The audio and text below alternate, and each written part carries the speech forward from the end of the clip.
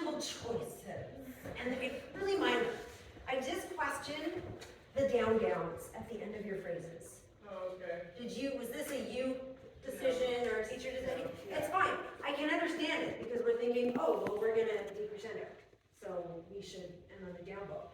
But I feel that it disconnects the two notes too much because they're of the same family, the bone tonics, they're ending together. So if you keep the down down, that's fine, but maybe don't do a retake. Maybe just yum, yum. Like we want them to belong to each other a little bit more. Right now it's like yum. Yeah, right, yum. Do you know what I mean? So maybe it's not so much a bowing thing, but just understanding the intention of doing that sort of double octave thing that they do. So just less space, keep the flow of it, and if you decide, okay, the down down's really not working, then yum is fine too, and just release that flow, okay? I think the wrong comment sheet, like you didn't play that. Oh, there we go, that makes much more sense. So your two minuets, again, same concept, these are connected. It's kind of one piece, and it's like two different people, but they're actually saying the same thing. That's kind of what it feels like to me. So just keep the flow going from the end of minuet 1 into minuet 2. A break is fine, but it felt too much like and this minuet's done. Turn the page, boink, right? And then we go back. So there's even a DC to really remind you that these two characters are really coming from the same place, okay?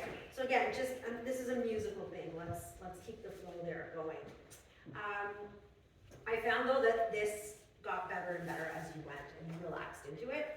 So the thing with viola that we have to remember is it does not speak as quickly as a violin, right? So there's always this, and it's so like brave to be like, and switch, because it's a totally different ballgame. Yes, they look very similar to the naked eye, but there is a real adjustment period because it's harder to get the sound to react. When you do something, it doesn't happen right away. There's this, I don't know, it's like the viola's lazy or something. It's not ready.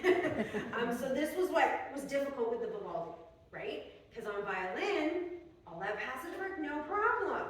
Strings are smaller, slightly tighter, piece of cake. But on viola, it's a little bit like flah, flah, flah. So you have to adjust and sort of navigate that. I would probably shave a hair off the tempo of the Vivaldi. It was pretty quick. That was a brazen choice. so feel free, because it's viola, to just take some of the edge off of it to help you with those passages. It's the same concept on violin though, and I've said this pretty consistently throughout the day, but I'm thinking nobody's heard it yet, so that's a good thing. Except for, of course, you've heard this 1,000 times, and you can just tell them, right? The concept is, with passage work like that, too much bow is not a good thing, because then you lack coordination between this hand and what's going on here. So when we get into trouble, condense, right? Instead of flail, because I flail when I panic, I think that's pretty normal, but we have to condense. Less bow in the string, okay, we're back. And that's kind of gonna help you organize what's going on in your left hand a little better. Easier on violin, again, right? Just because of the string length. It's crazy how that really changes things. The other thing I wanted to talk to you about on viola are string crossings. So further to go, right? We got further to go. I feel like it's interesting because this was not the case on violin, but on viola you lock a bit here. So when you're doing your string crossings, you're doing it with your whole arm, which is exhausting, and you run the risk of actually taking flight. So try to solidify this a little, add a little wrist, right? Little circular wrist, just to calm this down, and then find your middle string, the string in between, and you kind of want to place, and this actually is good for the Bach as well that you did. Not your triple crossings, they were spectacular. Just the basic 2-string crossings, you want to sort of place the elbow a little higher. so that you're not having to do quite so much work. I'm all about the laziest approach possible. So if I see sweat, I'm like, oh, they're working too hard. So find the middle string and sort of float between the two. You may need a little arm, but not as much. And if you look, right, at your bridge, like look at that slant. So going from E to A, that's actually a lot, right? The other thing to keep in mind is where you are. I'm gonna grab a bottom if you don't mind. Where you are in the bow for these things. And it's really funny when somebody pointed this out to me, it was like, mind blown. If you're here, look how much further you have to go to cross the string. If you're here, it's hardly, isn't that weird? Like, it's the same concept, but I was shocked when that was pointed out to me. How could I not figure that out? You guys are up in the tip, so it's not a huge problem, but just be conscious of that. Like, why are these not clicking? Okay, well, where am I? Let's try it a little lower. Try it even, middle lower. It may not feel comfortable, but you never know. Like, I barely have to do anything there. I could probably just hang out here, right? Like, less is more. So just keep that in mind. Where you are in the bow and what you're doing with this elbow is gonna really change the string crossing speed, especially on viola.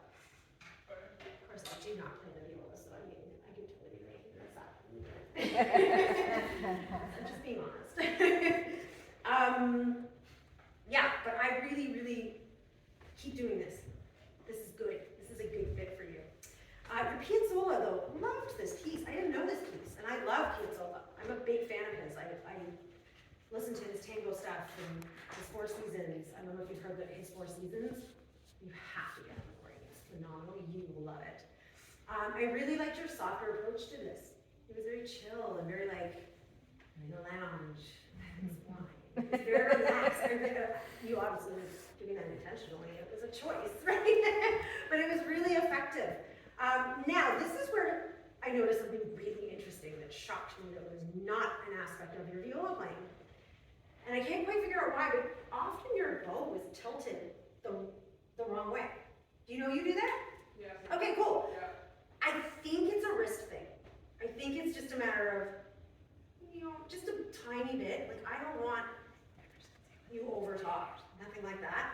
Ideally flat, right?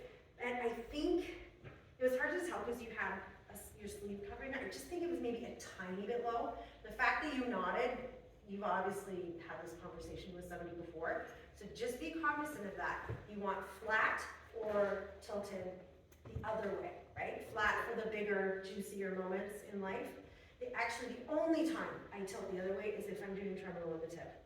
And it's literally just to give myself a break, and because that portion of the bow doesn't get used a lot, there's usually more rosin on it, so in orchestra, that's a little trick we do sometimes. But other than that, you don't want to tilt the other way. So just, it's a little roll to get it back on track, and a simple fix. Just make sure you're aware of it. I really enjoyed that though. The Piazzolla was really